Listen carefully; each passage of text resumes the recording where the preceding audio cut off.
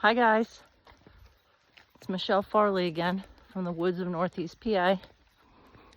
Wanted to put some information out there, more information about mediation, specifically divorce mediation. I've been doing divorce mediation for many years, and I have successfully mediated to a written settlement many couples that are breaking up. I haven't counted it, but it's quite a few. Can think of one or two cases maybe where they couldn't come to agreed upon terms.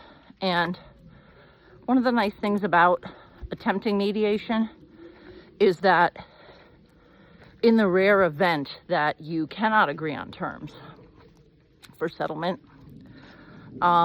you still have litigation in court as an option. So it's not that you're giving up your rights to litigate. You're not giving up any of your rights under law, under the Pennsylvania Divorce Code. But the goal with mediation is to settle all of the outstanding issues in a written document. And typically I'm the one that brings the parties to that point of agreement when I'm mediating, and I'm also typically the person who drafts the written agreement, although I don't have to be. And each of the parties can have their own lawyer who is sort of sitting behind the scenes and who would review or who would draft the agreement. Typically I draft it. And then either of the lawyers may have suggestions for things that they want taken out or added in. And then the goal is, of course, to come to final signing. And when I'm mediating divorce, if the party has children, and if the issues involving the children are not too complex, then typically I will offer to include that in the written agreement. If it's very complex on the custody side, on the custody issues, meaning if there are issues of, addiction by one or both of the parents or allegations of abuse, then that would have to be decided separately and probably litigated through the courts. But if it's just an issue of the schedule, then certainly that's something that I can handle and have handled hundreds of times. So just talking a little bit today about why give mediation a chance, because I'm such a proponent of it. Litigating in court takes a very long time, and typically is more expensive than settling your matters with a mediator. So first of all, want to explain that when I'm mediating divorce, I'm not trying to bring you back together as a couple. There is that confusion sometimes. I'm not trying to bring you together as a couple. I'm not trying to eradicate the problems that led to the divorce or the separation. But what I'm trying to do is deal with all of the financial issues. Distribution of all of the marital assets, distribution of all of the debt, talking about alimony, and whether either party should contribute to the counsel fees of the other party. So, it's a lot of issues that we're handling, and those are the issues that would be handled if you litigate the divorce.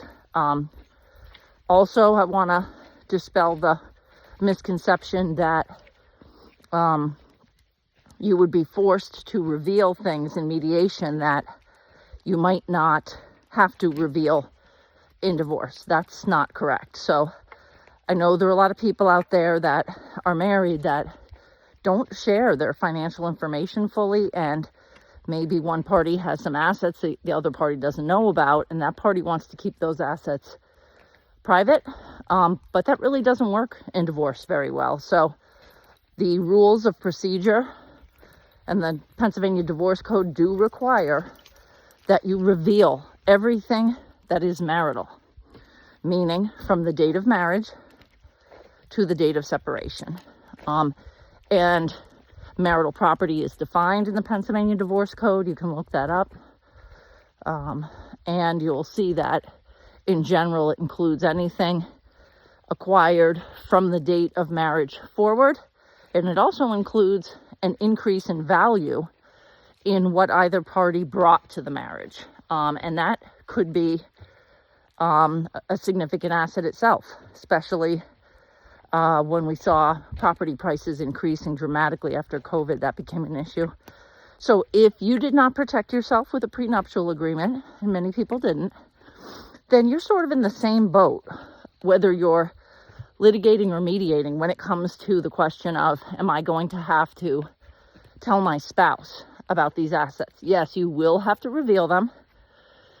And if you litigate and you try to hide assets and the other spouse suspects that there are some other assets, then your litigation is going to take longer. It's going to cost more.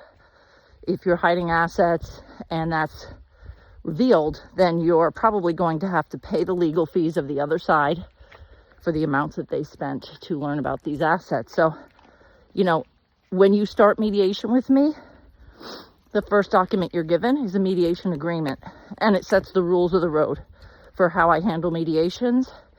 It's a document that's been the result of a lot of professional advice and education and training that I've received as Pennsylvania mediator. So I'm comfortable with my mediation agreement. I think it's 3 pages. And you are not pressured to sign that. You're given all the time in the world to decide if you want to sign that and hire me. But those are the rules of the road that we follow. And one of the rules is that you will not hide assets. So we're going to get all the assets on the table, all the debts on the table. We're going to talk about incomes, because that's relevant to alimony. And then we go from there. And each session, you know, I don't let the sessions go much longer than probably 40, 45 minutes, maybe an hour. If they're productive and civil, we can keep moving along. We can do them through Zoom. We can do them over the phone. We can do them in person. I know it's very stressful for some people to be in the presence of their spouse who they're separated from, but frankly, it's good for everybody unless there's been, you know, real physical abuse. It's good for everybody to sort of take that next step. Especially if you have children, you're going to have to communicate anyway. So, you know, I keep the sessions fairly short. And I'll be honest with you, some people come to me and they've basically already decided the issues, and we may only have 1 or 2 sessions before I start drafting the agreement, and then the parties review the agreement. Most of the time they do not have a separate lawyer, but they're certainly welcome to. And then they sign in front of a notary, and then the rest of the divorce is really generic and vanilla, and neither party goes to court, and I file it. So I'm the only person who goes to court. There's no hearing or anything like that. Keeps the role of the court very limited. The courts tend to like it when things are mediated because it saves time for the courts, so they can focus on the people that really cannot agree on anything. And the courts can focus on, you know, custody matters that involve serious allegations and criminal matters.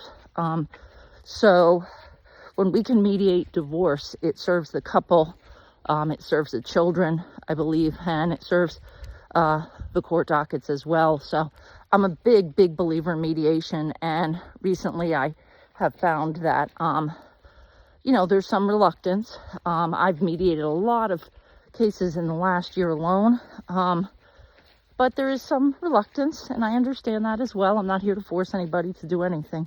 So if you think that I can help resolve an issue that you have through mediation, either one issue or all of the issues, then reach out to me. I prefer to handle all of the issues. But I certainly can mediate across Pennsylvania. I'm not limited to northeastern Pennsylvania. I can mediate anywhere, especially given remote technology.